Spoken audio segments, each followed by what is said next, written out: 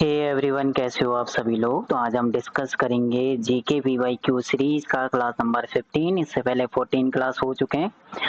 Class थोड़ा late हो गई, इसके लिए माफी चाहते हैं, बट अब कंटिन्यू 4-5 क्लास कंटिन्यू आएंगी। उसके बाद 1-2 दिन का गैप होगा, फिर 4-5 क्लास इस टाइप से। जो भी 1-2 दिन का गैप दिया जाएगा वो रिवीजन का होगा। उस दिन बहुत अच्छे से प्रीवियस क्लास का रिवीजन करना है, प्रॉपर नोट्स बनाने हैं, बहुत अच्छे से उनको रिवाइज करना है मल्टीपल टाइम। ठीक है, तो वॉइस का थोड़ा बहुत इशू हो सकता है, तो उसको थोड़ा बहुत मैनेज कर लेना। अभी एग्जाम पे ज़्यादा इंपॉर्टेंट है, तो इसलिए माइंड में ये चीज़ रखना है कि किसी तरह वीडियो को कंप्लीट करना है और प्रॉपर नोट्स बनाने हैं। वॉइस का थोड़ा बहुत अभी इग्नोर कर लेना। थोड़ा अगर वॉइस में थोड़ी बहुत दिक्कत भी आ रही है, तो अभी वो माइक कनेक्ट नहीं हो रहा है, तो जैसे ही माइक का चीज़ें ठीक होंगी तो वॉइस भी क्लियर होने लग जाएगा। स्टार्ट करते हैं क्लास नंबर 15। और क्लास नंबर 15 में हमें क्या करना है, एक नया सेट करना है। जीके का हम पीसीपीओ वाले सेट्स को कवर कर रहे हैं, तो उसमें थोड़ा बहुत अच्छे से चीज़ें कवर करनी है। ठीक है, तो यहाँ से अब हमें क्वेश्चन नंबर फर्स्ट यहाँ पे सामने है पहला। ठीक है, फर्स्ट वाला यहाँ पे दिया हुआ है। फर्स्ट वाले इन्होंने क्या कहा कि ब्रिटिश भारत के निम्नलिखित गवर्नर जनरल के बारे में बोला है। कौन से किस गवर्नर जनरल के टाइम पे स्वतंत्र प्रेस के पक्ष में था, कौन सा गवर्नर जनरल, और उसने 1823 के प्रेस विनियमों को निरस्त कर दिया था। क्वेश्चन नंबर फर्स्ट है, 4 ऑप्शन है। लॉर्ड एलनब्रो थे, लिटन थे, मैटकॉफ थे या रिपन थे। तो चारों गवर्नर जनरल के बारे में एक बार थोड़ा बहुत हम डिस्कस कर लेते हैं। इंपॉर्टेंट चीज पहले है लॉर्ड एलनब्रो। कुछ मेन पॉइंट यहाँ पे नोट डाउन करते हैं इनके बारे में, जो भी, क्योंकि अगली बार हो सकता है इनका पूछ ले। ठीक है, फर्स्ट इनका टाइम पीरियड याद रखना है, 1842 से लेकर 44 तक था। 18 2 साल का। किसका अभी हम कर रहे हैं, पहला वाला लॉर्ड एलनब्रो। ठीक है, पहला पॉइंट। दूसरा, इनके टाइम पे हुआ था ग्वालियर युद्ध, ग्वालियर बैटल, ग्वालियर युद्ध। क्लियर दिख रहा होगा थोड़ा बहुत, अभी राइटिंग धीरे धीरे कर। ये हुआ था 1843 में। और इन्हीं के टाइम पे जो है बैंक ऑफ मद्रास की स्थापना हुई थी। Bank of Madras, bank of Madras की स्थापना हुई थी 1843 में, जो बाद में इंपीरियल बैंक ऑफ इंडिया और उसके बाद एसबीआई आज के टाइम पे यही है। सिंध प्रांत पर विजय प्राप्त किया था। सिंध पर विजय प्राप्त हुआ, सिंध पर विजय उस टाइम पे विजय प्राप्त की थी। और ये भी लॉर्ड एलनब्रो के टाइम पे था, 1843 की बात है।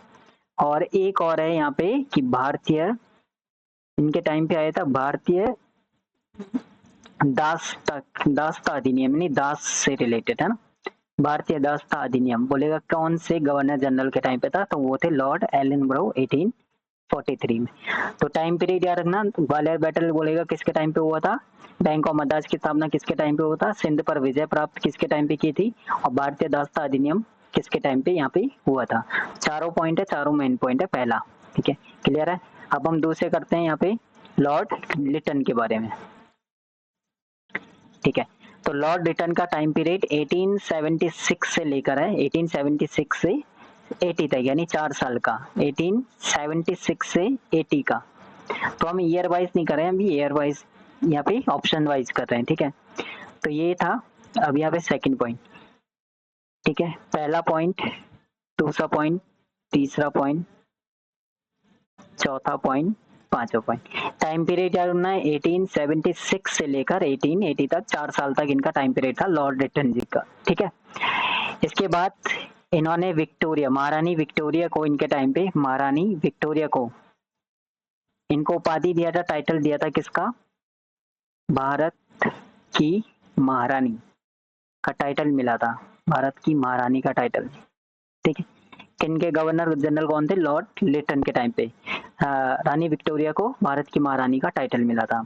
1877 में दिल्ली दरबार, पहली बार दिल्ली दरबार लगा था। 3 बार लगा है, लेकिन पहली बार कब लगा था, 1877 में दिल्ली दरबार फर्स्ट टाइम लगा था। कौन से गवर्नर के टाइम पे, लॉर्ड लिटन के टाइम पे। थर्ड पॉइंट हो गया। फोर्थ पॉइंट यहाँ पे लिखना है कि अकाल आयोग की स्थापना हुई थी इनके टाइम पे। अकाल आयोग का मतलब उस टाइम पे अकाल, यहाँ पे बहुत जगह अकाल, जैसे उसमें था हैदराबाद था, हाँ मद्रास था, बम्बई था, कलकत्ता, ये कुछ जगह थी जहाँ पे अकाल बहुत ज्यादा उस टाइम पे पड़ा था लॉर्ड लिटन के टाइम पे।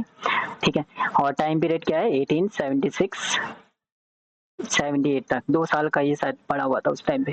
ठीक है, सिविल सेवा इंपॉर्टेंट चीज है कि किस गवर्नर जनरल के टाइम पे सिविल सेवा में जो एज है 21 से घटाकर 19 साल कर दी थी, 21 से घटाकर 19 साल कर दी थी। अभी आएगा दोबारा से बढ़ी भी थी किसी के टाइम पे, तो किसके टाइम पे? लॉर्ड रिटन के टाइम पे। ठीक है, और लॉर्ड रिटन के टाइम पे एक और चीज हुई थी, वो था दूसरा आंग्ल अफगान बैटल। ठीक है, अफगान बैटल। अब इसमें मेन है, एक तो भारत की महारानी के टाइटल, दूसरा दिल्ली दरबार, और तीसरा जो है अकाल आयोग। जो ये चौथा जो है सिविल सेवा वाला, और टाइम पीरियड पूछे। तो ये हमने कर लिया लॉर्ड लिटन का। ठीक है, अब बात करते हैं यहाँ पे third, Lord Metcalfe. Lord Metcalfe का टाइम पीरियड कब से कब तक था? वो था 1835 से 36, यानी एक साल का ही था, 1835-36। और लॉर्ड मेटकॉफ ही वो व्यक्ति हैं, लॉर्ड मेटकॉफ, लॉर्ड मेटकॉफ का टाइम पीरियड है 1835-36।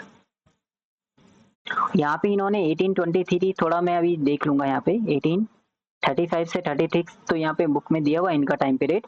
और यही वो व्यक्ति थे जिन्होंने प्रेस पर जो निरंतर था उसको हटाया था, यानी आंसर आपका यही वाला है, लेकिन यहाँ पे टाइम पीरियड का थोड़ा बहुत इशू हो रहा है, टाइम पीरियड का यहाँ पे देख लो। और इन्हीं ही को जो है भारतीय प्रेस का मुक्तिदाता बोला जाता है, टाइटल मिला इन्हें भारतीय प्रेस का मुक्तिदाता। किसको बोला जाता है? तो मेटकॉफ को। राइट आंसर इसका मेटकॉफ ही है क्वेश्चंस का। बट टाइम पीरियड के अकॉर्डिंग आप देखोगे यहाँ पे 1835 से 36 था, और इन्होंने प्रेस पर नियंत्रण पूरी तरह हटाया था 1835 से। भारतीय प्रेस का मुक्तिदाता इन्हें बोला जाता है। ठीक है, तो यहाँ पे आंसर तो राइट है, लेकिन यहाँ पे टाइम पीरियड अभी मैं देख लूंगा। लॉर्ड रिपन की अगर बात करें, लीटन हम कर चुके हैं, लॉर्ड रिपन के बारे में जो मेन चीजें हैं वो यहाँ पे कर लेते हैं। ठीक है, ठीक है, अब आता है फोर्थ पॉइंट जिनके बारे में पढ़ना है, तो इनके बारे में भी 2-3 पॉइंट यहाँ पे कर लेते हैं। कुछ मेन पॉइंट है ना जो भी मिलते हैं। पहला टाइम पीरियड जो याद रखना जरूरी है, 1880 से लेकर 84 तक लॉर्ड रिपन का टाइम पीरियड था। सेकेंड चीज, इनके टाइम पे पहला कारखाना अधिनियम स्टार्ट हुआ है, पहला कारखाना अधिनियम। ठीक है, 1881 में हुआ था। वर्नाकुलर, कौन सा वाला? वर्नाक्यूलर प्रेस एक्ट, इन्हीं के टाइम पे था वो भी। इलवर्ट बिल, ये इंपॉर्टेंट है, इलवर्ट बिल किसके टाइम पे पेश हुआ था? लॉर्ड रिपन के टाइम पे। कब? 1883 में। पंजाब विश्वविद्यालय की स्थापना किसके टाइम पे हुई थी? लॉर्ड रिपन के टाइम पे पंजाब विश्वविद्यालय की स्थापना लॉर्ड रिपन के टाइम पे हुई थी। कब? 1882 में।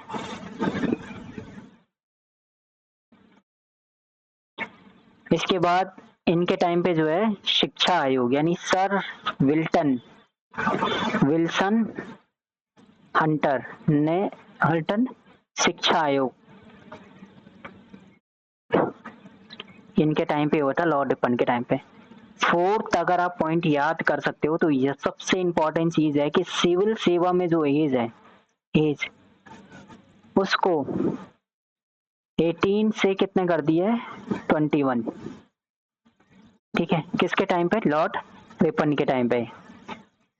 और पहली पूर्ण जनगणना भी इन्हीं के टाइम पे हुई थी, जो मेन इंपॉर्टेंट है। पहली पूर्ण जनगणना कब हुई थी? लॉर्ड रिपन के टाइम पे 1881 में।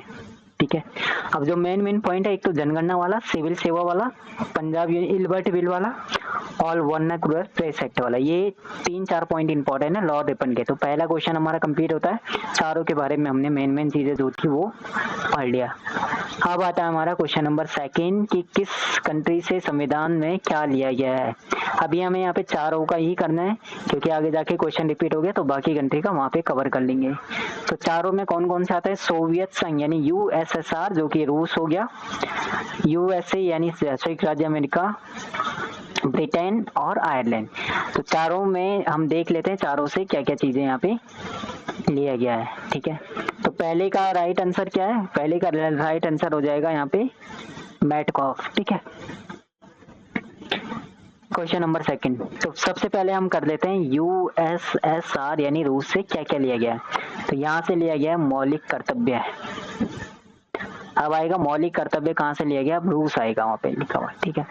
सेकंड हमारा यूएसए अमेरिका। अमेरिका से क्या क्या चीजें लिया गया है। अमेरिका से अगर हम देखें तो प्रस्तावना, पहला मौलिक अधिकार सबसे इंपॉर्टेंट चीज है। मौलिक अधिकार बहुत बार पूछा हुआ है, मौलिक अधिकार। थर्ड हमारा आता है महाभियोग, वो भी यहीं से लिया गया है। राष्ट्रपति पर जो महाभियोग लगता है, महाभियोग, वो भी यहीं से महाभियोग वाला है। न्यायिक पुनरावलोकन, न्यायिक पुनरावलोकन, वो भी यहीं से, कहाँ से ले गए, यूएसए से। वित्तीय आपात की जो वित्तीय आपात वाला, वो भी यूएसए से लिया गया है, ठीक है। तो यहाँ से हमारा, और न्यायाधीश को हटाने की जो प्रक्रिया भी है, न्यायाधीश को हटाने की प्रक्रिया, तो यूएसए से ज्यादा है। प्रस्तावना, मौलिक अधिकार, महाभियोग, न्याय पुनरावलोकन, वित्तीय आपात, न्यायाधीश। बाकी राष्ट्रपति उपराष्ट्रपति ये भी आता है, बट वो अभी इतना इंपॉर्टेंट नहीं है, ज्यादा हो जाएगा। तो यूएसएसआर हो गया, तो मौलिक कर्तव्य। यूएसए से मौलिक अधिकार मेन है, महाभियोग मेन है, और वित्तीय आपात। अब थर्ड आता है ब्रिटेन, ठीक है। ब्रिटेन से सबसे पहले जो न्याय इंपॉर्टेंट है वो है एकल नागरिकता। एकल नागरिकता, ये कहां से है, ब्रिटेन। संसदीय,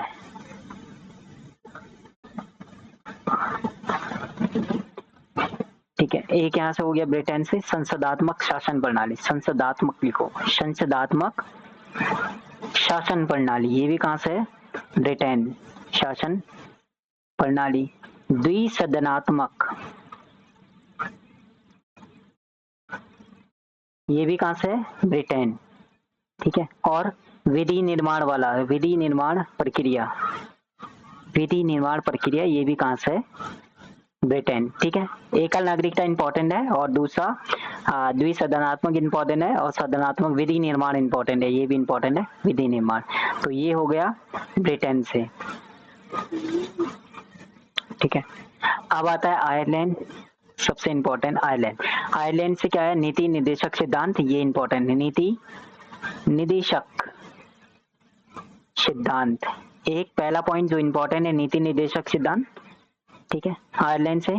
सेकंड आपको याद रखना कि राष्ट्रपति जो 12 सदस्यों को मनोनीत करता है, अलग अलग फील्ड से, राष्ट्रपति 12 सदस्यों को जो मनोनीत करता है, को मनोनीत करता है। मैं लिख भी रहा हूँ और बोल भी रहा हूँ, तो बोलने पे ज्यादा फोकस करना, वो भी यहीं से लिया गया है। तो ये दो ही चीजें याद करो आयरलैंड से। एक बार मैं रिवीजन कर लेता हूँ दोनों क्वेश्चंस को, मेन जो मेन पॉइंट याद रखना है। पहला क्वेश्चन है, पहला पॉइंट था लॉर्ड एलन बरो। लॉर्ड एलन बरो से अब सिर्फ ये ध्यान रखना कि बैंक ऑफ मद्रास की स्थापना जो मेन है, और भारतीय दासता अधिनियम।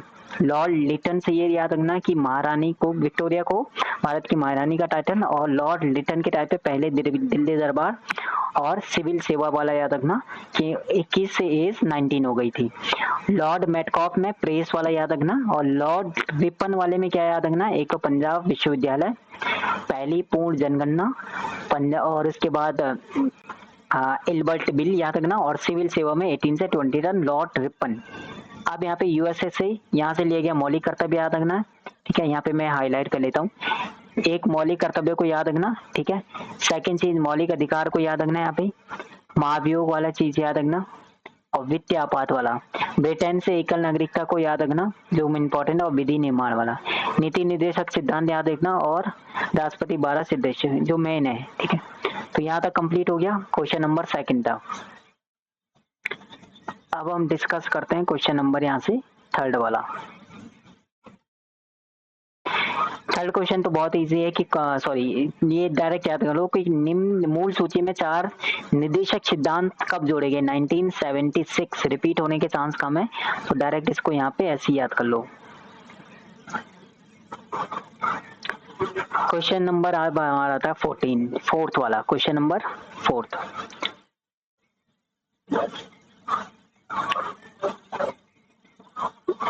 क्वेश्चन नंबर 4 वाला इन्होंने बोला है कि कथकली नृत्य के कलाकारों के लिए कितने प्रकार के वैषम बोला जाता श्रृंगार को का उपयोग किया जाता। तो कितने प्रकार के वैषम का उपयोग किया जाता, 5। अब ये 5 कौन कौन से हैं? पहला, दूसरा, तीसरा, चौथा और पांचवा। ठीक है, पांचों का नाम याद रखना। एक होता है, ठीक है, पचा, पचा करके, ठीक है। दूसरा होता था काठी, काठी हो गया। तीसरा होता है ठाड़ी, दाढ़ी, दाढ़ी, सब बियर्ड से रिलेटेड है तो इसलिए नाम भी थोड़ा मैच हो रहा है। काड़ी या कड़ी करके यहीं पे देगा। और मिनक्कू, मिनक्कू, ये 5 नाम है जो वैशम है, जो 5 श्रृंगार हैं। ठीक है, अगर थोड़ा बहुत डिटेल में करोगे तो कलर को भी बताते हैं। जैसे ये कड़ी है, कड़ी ये बताता है आपका सरी। ये अलग अलग करी, कोई ग्रीन कलर को बताएगा, इतना डिटेल में नहीं पढ़ना। ग्रीन को बताएगा, एक को कोई ब्लैक कलर को बताएगा। ठीक है, एक ब्लैक कलर जो श्रृंगार होते हैं ना फेस पे, ग्रीन हो गया, ब्लैक हो गया। इसके बाद बियर्ड के लिए यूज होता है, बियर्ड, बियर्ड। काठी, काठी है सॉरी, काठी या काठी, वो बताता है नाइफ को, बियर्ड हो गया। एक नाइफ को बताएगा। ठीक है, इस टाइप से ये अलग अलग रिप्रेजेंट करते हैं, ये चीजें अलग अलग कलर करते हैं। तो ये जो 5 वैशम है उनका नाम ये है, पचा, काठी, ठाड़ी और कड़ी या काड़ी और मिनक्कू, ये नाम है। बाकी इसके अलावा जो अलग अलग जैसे डांस फॉर्म है वो अलग अलग शो करता है। जैसे डांस फॉर्म में अगर कथकली की बात करें तो 4 टाइप है जिसमें अलग अलग यहाँ पे चीजें रहती है। अच्छा, नाम लिख लेता हूँ तब चीजें समझ में आएगा। जैसे अगर वो यूज करेगा कलाशम, एक होता है कलाशम कथकली में, कलाशन फॉर्म, कथम, कलाशन। दूसरा होता है इराती, इराती, इराती फॉर्म। तीसरा आप बोल सकते हो तोक्रम, तोक्रम फॉर्म। चौथा होता है आपका नालमिती, नालमिती, नालमिती फॉर्म। ठीक है, ये अलग अलग चीज को परफॉर्म, जैसे अगर कोई इनमें, जैसे अगर हमें जैसे युद्ध वाला चीज करना है तो युद्ध के लिए अलग फॉर्म है। इसके बाद जैसे शांति वाला है तो शांति के लिए अलग है। कोई अगर क्रोध वाला फॉर्म है डांस दिखाना तो क्रोध वाले के लिए अलग है। ऐसे कोई महिलाओं वाला है महिलाओं के लिए तो उसका अलग है। तो इस टाइप से चारों में जो है अलग अलग परफॉर्म किया जाता है, अलग अलग चीजें ये शो करती है।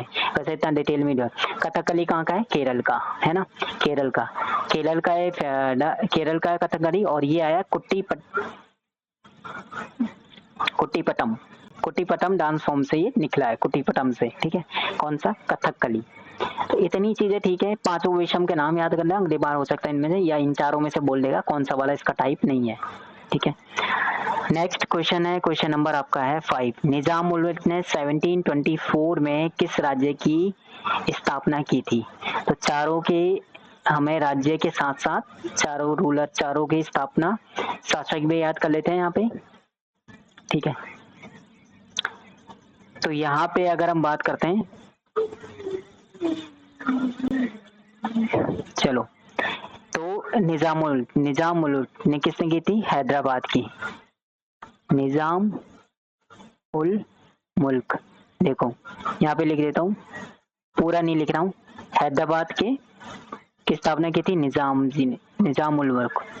मैसूर की अलग लिखना है, हैदर अली, मैसूर की हैदर अली। इसका टाइम पीरियड भी लिखना था वो तो लिख लो, 1761 में।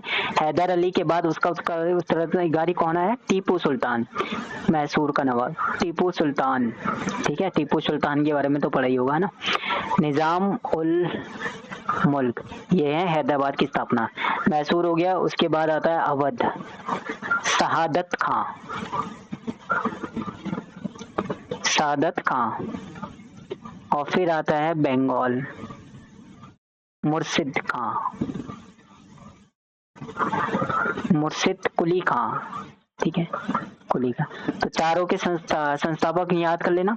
हैदराबाद के तो दिया उन्होंने 1724 में, 1725 निजाम उल मुल्क, मैसूर के हैदर अली 1761, अवध के शहादत खां, सादा, बंगाल का कौन है? मुर्शिद कुली खां। चलिए क्वेश्चन नंबर अब आते हैं 6। क्वेश्चन नंबर 6 बहुत इजी है, एलिमिनेशन मेथड लगाना था, चीजें शायद आपने नोटिस नहीं किया होगा। 1800 में चारों के नाम, साइंटिस्ट के नाम दिया है इन्होंने, बोला किसका? बैटरी का, बैटरी, बैटरी। और आगे भी दिया इन्होंने कि पूर्वगामी वोल्टाइक पाइल का, वोल्टाइक, यानी वोल्टा आ रहा है ना, किसका नाम में वोल्टा आ रहा है, वो है अलेक्जेंड्रो वोल्टा। ठीक है, जैसे यहाँ पे एम्पियर है, तो एम्पियर इन्होंने किसका आविष्कार किया था, गैल्वेनोमीटर, विद्युत धारा, धारा का मात्रक एम्पियर होता है, और किससे नापते हैं, गैल्वेनोमीटर। इसका क्या हो गया, बैटरी यानी वोल्टा। अब इन दोनों का ऑप्शन, इन दोनों का बताना है कमेंट सेक्शन में, देखते हैं किसका राइट आता है। ठीक है, जॉर्ज साइमन ने किसका किया था और क्रिश्चियन ऑस्ट्रेड ने किसका आविष्कार किया था, वो कमेंट सेक्शन में चीजें बतानी है। क्वेश्चन नंबर 17 इन्होंने बोला है कि मॉनसून, एक बार मॉनसून को थोड़ा बहुत यहाँ पे मैं बता देता हूँ कि मॉनसून में क्या चीज है, कैसे कैसे है। ठीक है, ज्यादा डिटेल में नहीं जाएंगे, वॉइस का थोड़ा बहुत इशू होगा तो बहुत ध्यान से चीजों को सुनना, हो सकता है कि नेक्स्ट टाइम। मॉनसून, देखो मॉनसून आता किस वजह से है और मॉनसून जो है किधर से आता है, इतना ही। यानी प्रायद्वीपीय वाला बताता हूँ, ये वाला एरिया कौन सा है, ये होता है उत्तर पूर्व मानसून। दो टाइप, तीन टाइप के होते हैं ना उत्तर पूर्व मानसून, एक इससे आता है और एक होता है हमारा दक्षिण पश्चिम मानसून, है ना, दक्षिण पश्चिम मानसून। डायरेक्शन याद है ना रीजनिंग में, ठीक है, ये वाला, इसको हम बोलेंगे उत्तर पूर्व, इसको बोलते हैं लौटता हुआ मानसून, लौटता हुआ मानसून। ठीक है, 90% जो वर्षा होती है 90% भारत में वो होती है किससे, दक्षिण पश्चिम मानसून। बाकी ये 10% जो है वो इससे होती है, किससे, लौटता हुआ मानसून। अब यहाँ पे हमारा आएगा इक्वेटर, ये हमारा विषुवत रेखा, विषुवत रेखा लगा लो, यहाँ पे है विषुवत रेखा। ठीक है, ये हमारा इधर वाला कौन सा एरिया हो गया, नीचे हिंद महासागर, हिंद महासागर। इधर वाला एरिया देखो, ये वाला एरिया, ये वाला कौन सा एरिया है, ये हमारा हो गया नॉर्थ वेस्ट, यानी उत्तर पश्चिम वाला, इधर वाला एरिया। तो इधर वाले एरिया जो है, अगर हम देखो, ये दक्षिण पश्चिम मानसून कब आता है, डेट भी आता है जून के बाद, जून में 1 जून से स्टार्ट हुआ, और लौटता हुआ मानसून कब आता है, ये आता है अक्टूबर नवंबर के बाद, अक्टूबर के बाद। ओके, अब देखो जून में जब आप देखोगे ना, नॉर्थ वेस्ट वाला पार्ट, इधर वाला पार्ट क्या होता है, गर्म रहता है, तो इधर हमारा क्या हो गया, वायुदाब क्या होता है, इधर कम रहता है, वायुदाब कम रहता है। हमारा जो नियम है वो क्या कहता है कि जो ये कहाँ से मॉनसून, ये जाता है उच्च धारा से, उच्च वायुदाब से किसकी तरफ जाता है, निम्न वायुदाब की तरफ, उच्च वायुदाब से निम्न। यानी अगर वायुदाब कम होगा इसका मतलब गर्मी ज्यादा है, और वायुदाब ज्यादा है इसका मतलब हमारा वहाँ पे ठंडा मौसम। जैसे हिंद महासागर में इस टाइम पे क्या होता है, इस टाइम पे यहाँ पे सूरज की किरणें डायरेक्ट पड़ती है, तो इधर वाला एरिया क्या हो जाता है, इधर जो एरिया है वो क्या होता है, गर्म होता है, यानी यहाँ पे टेम्परेचर लो टेम्परेचर होता है, यानी निम्न वायुदाब। यहाँ पे क्या होता है, इधर नीचे वाला एरिया हाई उच्च वायुदाब। तो यहाँ पे हम जो मानसून है वो कहाँ चलेगा, उच्च वायुदाब से निम्न वायुदाब। तो इस टाइप से हमारा आएगा। ठीक है, जब इक्वेटर को क्रॉस करेगा तो डायरेक्शन ही थोड़ा चेंज कर देता है, फेरल के नियम के अकॉर्डिंग। ठीक है, जब ये इस टाइप से आएगा यहाँ पे मानसून, इसका कलर चेंज कर देता हूँ, है ना। ठीक है, देखो इधर आ गया, इधर मानसून आ गया, इधर क्या है हमारा अरब सागर हो गया, इधर क्या है बंगाल की खाड़ी है, बंगाल। तो ये जब मानसून आएगा ऐसे करके, ठीक है, ये हमारा मानसून जा रहा है ऐसे करके। ठीक है, तो जब मानसून देखो सबसे पहले एंटर करेगा कहाँ पे, केरला में। यही इन्होंने पूछता कि कहाँ पे एंटर करेगा, केरल में। केरल से पहले अगर वो बोलेगा तो अंडमान निकोबार में वो एंटर करता है उससे पहले, लेकिन वो देगा नहीं, भारत में बोला है तो वो आएगा हमारा केरला में। तो सबसे पहले वो एंटर करेगा केरला, उसके बाद यहाँ से आगे होते हुए यहाँ पे देखो नॉर्थ ईस्ट पार्ट में आता है मेघालय।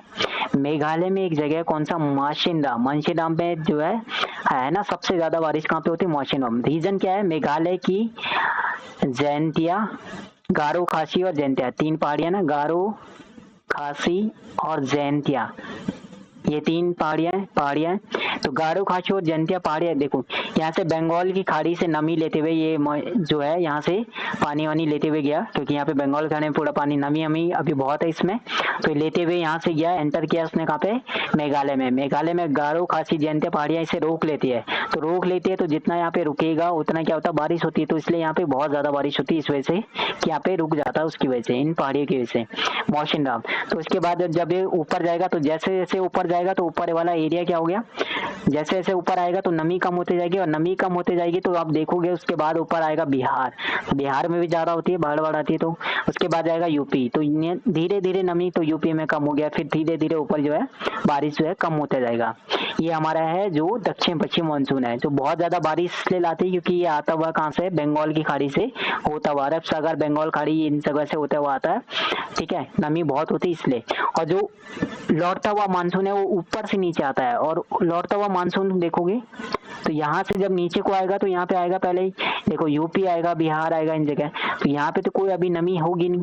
लेकिन जैसे ही वो एंटर करेगा इस साइड से, लौटता हुआ कहाँ से, बंगाल की खाड़ी, बंगाल की खाड़ी में जैसे ही वो एंटर करेगा तो यहाँ से उसे नमी मिल जाएगी, और ये आएगा नमी मिल जाएगी, तो ये यहाँ पे कहाँ पे, तमिलनाडु में एंटर करेगा। तो तमिलनाडु में जो लौटता हुआ मानसून है उससे बहुत ज्यादा बारिश होती है अक्टूबर नवंबर के आसपास। ठीक है, तो ये तमिलनाडु में क्यों होती है और केरला में एंटर करता है और मेघालय में क्यों ज्यादा होती है, दोनों का रीजन बता दिया। मौसम में ज्यादा क्यों होती है और तमिलनाडु में लौटता हुआ मानसून से ज्यादा क्यों होती है, दोनों का बता दिया। ठीक है, और जो कम होती है वो कहाँ पे होती है, लेह में कम होती है। ठीक है, लेह में सबसे कम होती है। तो थोड़ा बहुत मैंने बता दिया हिंट, अगर नहीं चीजें समझ में आती तो एक बार दोबारा देख लेना। दक्षिण पश्चिम मानसून, उत्तर पूर्वी मानसून, उत्तर पूर्वी मानसून को लौटता हुआ मानसून कहते हैं। सबसे ज्यादा जो वर्षा होती है वो दक्षिण पश्चिम मानसून से 90%।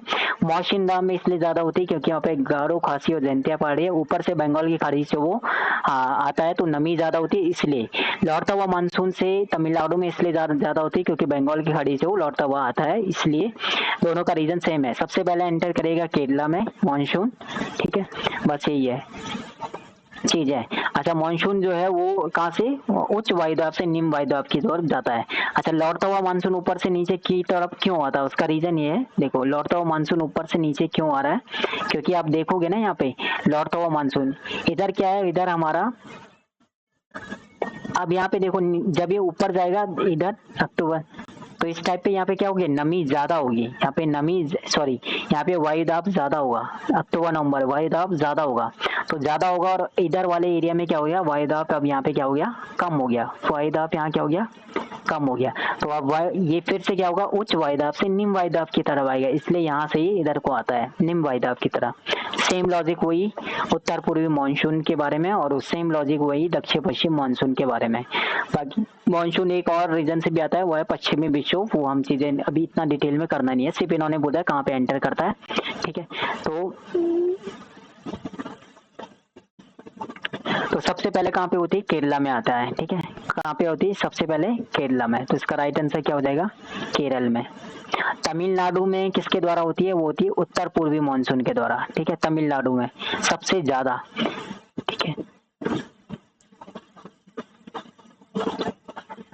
क्वेश्चन नंबर 8 यहाँ पे इन्होंने बोला है, question number 8। Okay, question number 8 देखो, क्वेश्चन नंबर 8 बोला बीसीसीआई का 36वां डेक, अभी लेटेस्ट क्वेश्चन है करंट का, तो करंट की भी अब क्लासेस स्टार्ट हो जाएंगी, तो इसका राइट आंसर हो जाएगा 2000 बिन्नी, डायरेक्ट याद कर लो, क्वेश्चन रिपीट हो सकता है। क्वेश्चन नंबर 9 देखो, तो जीके वाले जो भी है भाई, एक तो टेली पे अलग से, टेलीग्राम पे अलग से मैसेज कर रहे हैं ताकि मैं उनका अलग से ग्रुप बनाऊं, पता चले कितने लोग सीरियसली फॉलो कर रहे हैं, तो उनका हो सकता है कि नेक्स्ट मंथ से उनको अलग से भी चीजें थोड़ा बहुत उन पे काम किया जाए। सूत्री विभाजन की चौथी अवस्था क्या है, जिसमें गैर काइनेटोकोर तर्क तंतु कोशिका को लंबी करती है और बढ़ाती है। देखो पहले तो हम समसूत्री बोल सकते हैं, सूत्री विभाजन एक ही बात है ना, समसूत्री विभाजन बोलो, सूत्री विभाजन दिया तो सूत्री विभाजन ही पढ़ो यहाँ पे, है ना। सूत्री विभाजन की हमारी कितनी स्टेज होती है, टोटल होते हैं 5 चरण, 5 में से 4 चरण दिया, तो यहाँ पे चरण पहला कौन सा होता है, दूसरा कौन सा था, तीसरा कौन सा, चौथा चरण पूछा है, 5वां कौन सा होता है, तो हो सकता है अगली बार वो बोल दे कि तीसरा चरण कौन सा है या फिर चौथा। अब उन्होंने चौथा चरण ही क्यों पूछा है, वो भी इंपॉर्टेंट चीज है। तो पहली चरण कौन सा होता है इसका, पहली होती है अंतरावस्था, कौन सा बोलता है, अंतरावस्था, अंतरा, अंत्या नहीं है, अंतरावस्था, अंतरावस्था पहला चरण है, अंतरावस्था। ठीक है, दूसरा चरण कौन सा होता है, पूर्वावस्था, पूर्वावस्था। तीसरा चरण कौन सा है, मध्यावस्था, मध्यावस्था। चौथा चरण कौन सा है, चौथा चरण हमारा है वो है पाश्चावस्था, पाश्चावस्था। और जो पांचवा चरण है वो है अंत्यावस्था। अंत्यावस्था। जो सबसे छोटा चरण होता है वो होता है चौथा चरण, ही सबसे छोटा चरण होता है पांचवा बच्चा, जो कि 2 से 3 मिनट का ही रहता है। ठीक है, सबसे छोटा चरण होता है कौन सा? चौथा वाला, इसलिए उन्होंने चौथी अवस्था ही पूछा हुआ था। तो टोटल 5 चरण कर लेना। हो सकता है अगली बार पूछ ले कि पांचवा चरण कौन सा है, अगली बार बोल सकते कि दूसरा चरण कौन सा है, बोलेगा पहला चरण कौन सा है। तो पहला अंतरावस्था, दूसरा पूर्वावस्था, तीसरा मध्य, चौथा पाश्चा और पांचवा अंत्यावस्था। पांचवा हो जाएगा लास्ट। ये इसमें क्या होता है कि एक जनक कोशिका से 2 संतति कोशिका का निर्माण होता है। कौन से वाले में? इस वाले विभाजन में, सूत्री विभाजन में।